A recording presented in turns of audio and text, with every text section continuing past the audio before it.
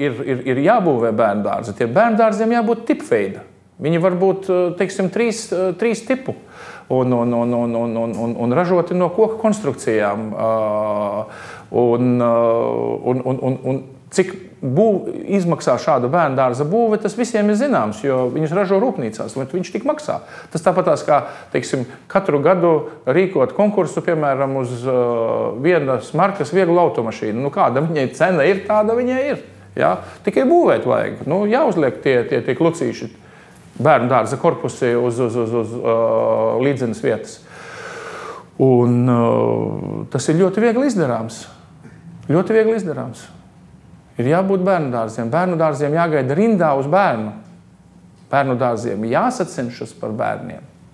Skolām ir jāsacenšas par skolēniem. Un tam ir jāsākas jau no bērnu dārza. Ir jātiek stimulētai izcilībai. Ir jārāda un jāliek par paraugu labie piemēri.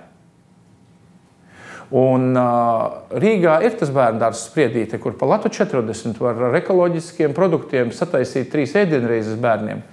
Un šis nav likts kā labais piemērs, kas ir atdarināšanas cienīgs. To taču ļoti viegli ir izmainīt. Pat naudu papildus nevajag. Tas to latu 40 vecāki paši piemaksā taču.